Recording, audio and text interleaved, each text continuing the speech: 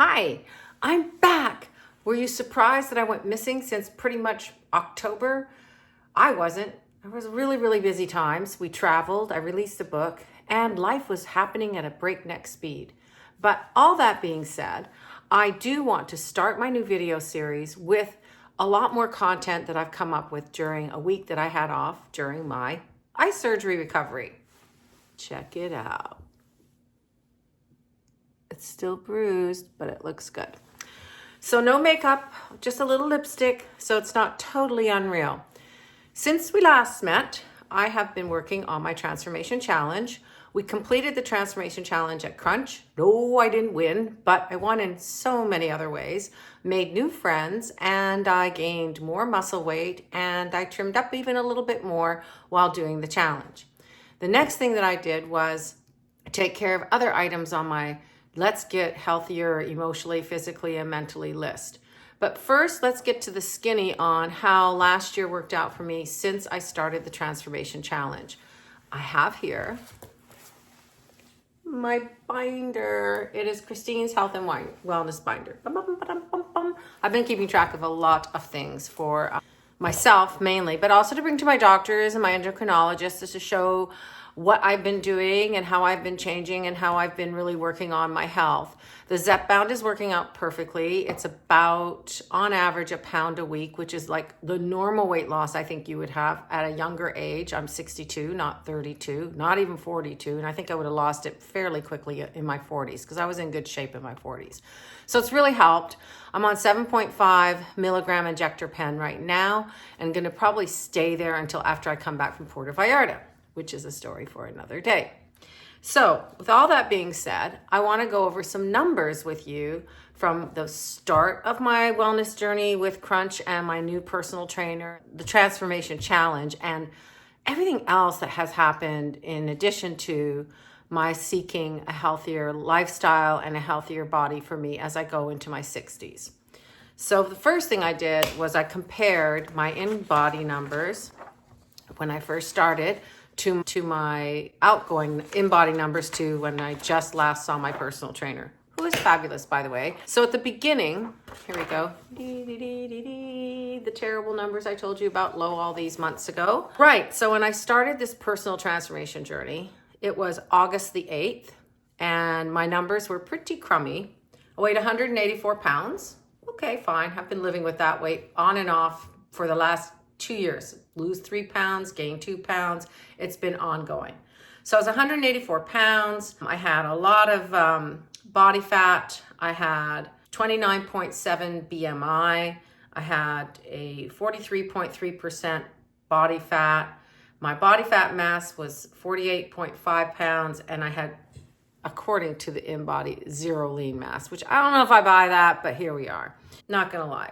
So the beginning numbers were not fabulous. However, moving into January, the very beginning of January, after dealing with a diagnosis of arthritis in my neck, impinged shoulder, lots of physical therapy, not being able to work out the way I would have liked to, having to change and alter a lot of things with my personal trainer's assistance. Thank goodness he knew what he was doing. Thanks, John Michael. So anyhow, it wasn't perfect this time because some things went a little bit down. My lean muscle mass went down a bit and my body fat went up a little bit since last month. But since last month, I've had eye surgery. Again, I had the eye lift. Thank God. Now I'll be able to see peripheral up here to here, both sides. It's wonderful. My doctor was amazing. But that meant a week of no working out, icing my eyes, taking very good care of myself so that this surgery would stick. So there was that week. And then my beautiful, wonderful, sweet little cat, Tonks, decided on December 28th, I accidentally stepped on her in the middle of the night in the bathroom. She got under my feet. And the resulting bite was, well, let's just say it was really bad. I don't even want to tell you how bad it was. She was like Cujo cat. I had to kick her off my leg. At any rate, I wasn't working out full strength that week either. I was on mega antibiotics, 2 different kinds. I also had an allergic reaction to one of the initial antibiotics. So that was fun. And since then I have learned, take a Claritin before you start any new medication. That's my PSA for that. At any rate, I wasn't able to work out for a week at the end of December either, in going into the 1st of January.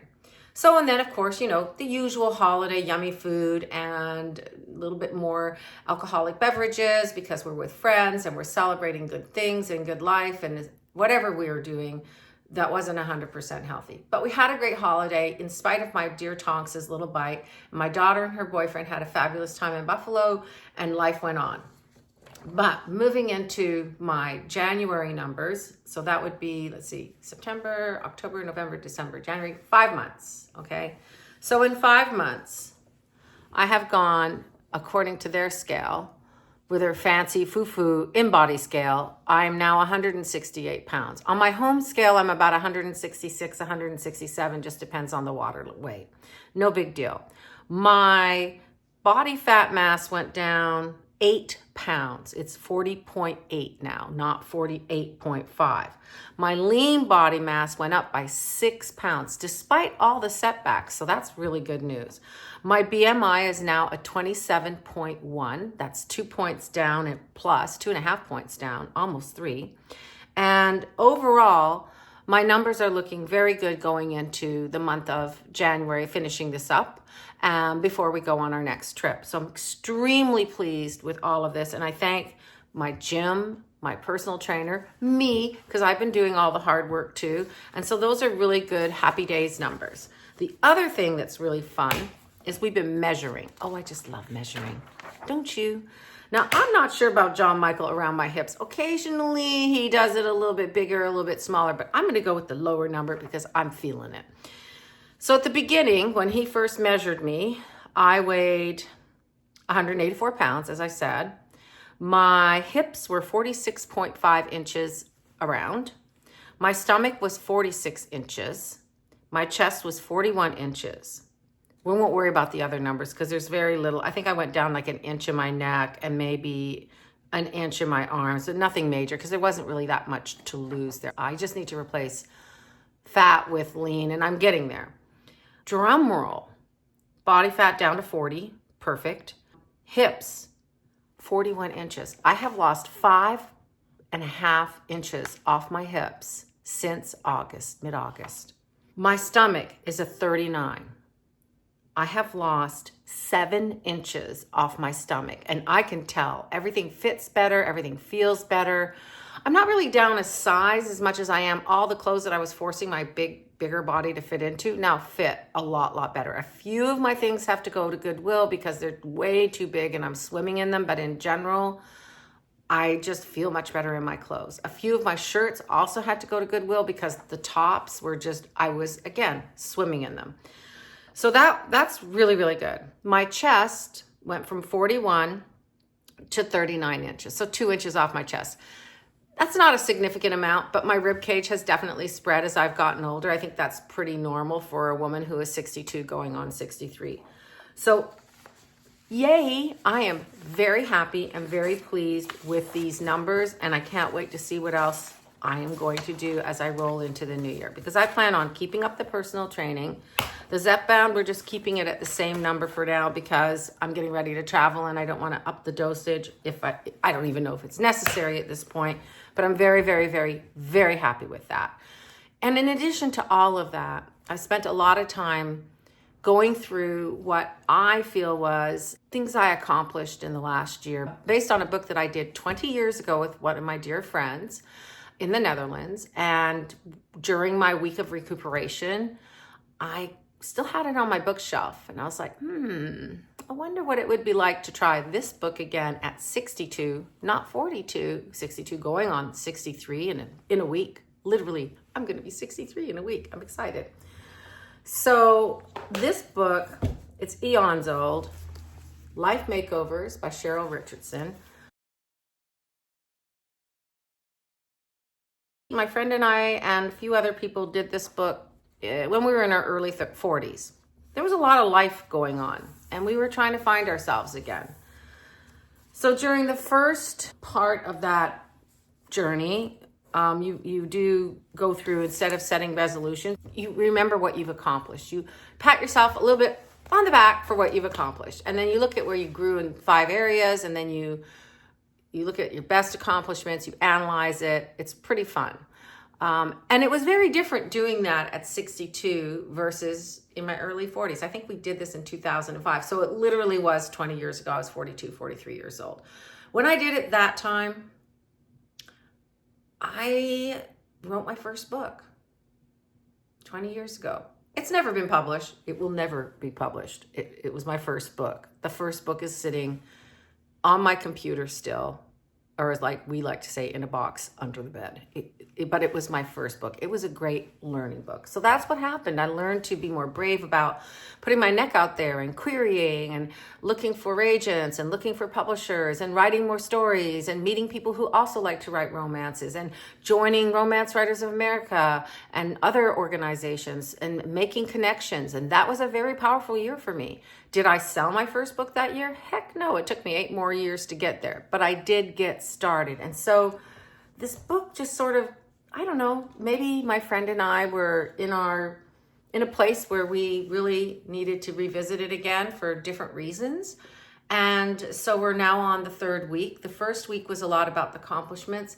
I have to say one of the accomplishments I feel I made in 2025 was taking care of my body and reclaiming that control over it and not being ashamed or shy to try a drug that worked for me, that worked for countless of other people.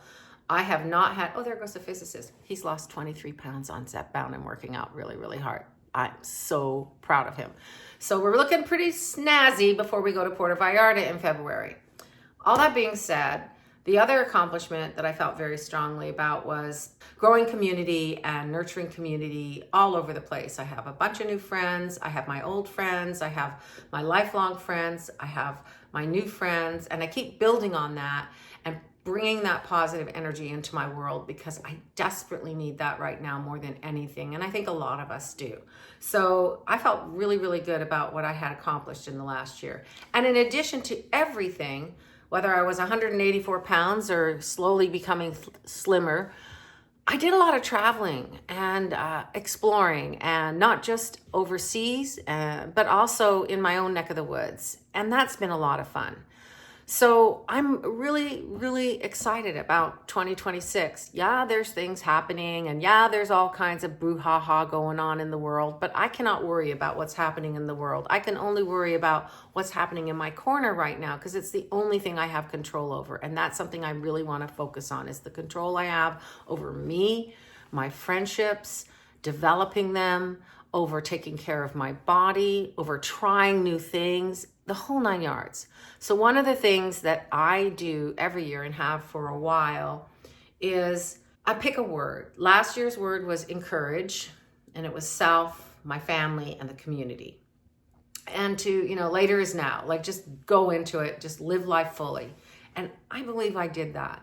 I grasped it. There were times where I was low. I think that happens. It's normal.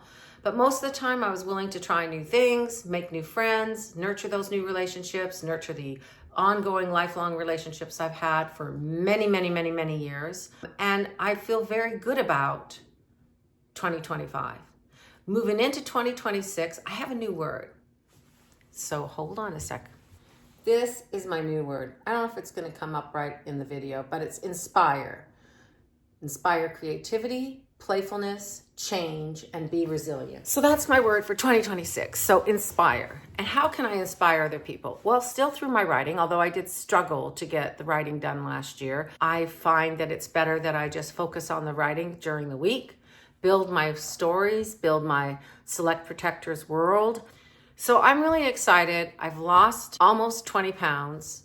I feel great. I love my new hair. I love my new lease on life. I love that I'm doing this book that I did 20 years ago with my friend. I love that I'm doing it again. I think it gives us something positive to focus on. And I'm really excited to see what we both accomplish. And I'm really excited to see how that changes our perspectives at this age, because it really is different looking at it at 62 versus 42. So that's been my year. I'm really proud. Overall, 2025 was a great year. I did transform myself. I feel great. Life is humming along, and now we're gearing up for more fun, more adventures in 2026. I hope you all had a wonderful holiday season. I hope you all have a great start to your new year. I hope you all find a way to find joy, to have joy, to be with others, to celebrate the good things, to focus on the positive in spite of whatever might be going on around us, because all of that is noise and it's negative, and we don't need negative noise anymore. We need to focus on the positive and try very hard to be our best selves no matter what is happening all around our ears. So I wish you all the best in 2026. Stay tuned with me. You're going to hear more about my life makeover journey. You're going to hear more about my writing and my books that are coming out. You're going to hear more about how I'm taking care of myself, and also some adventures that the physicist and I are planning to take because we've decided to be extra playful this year.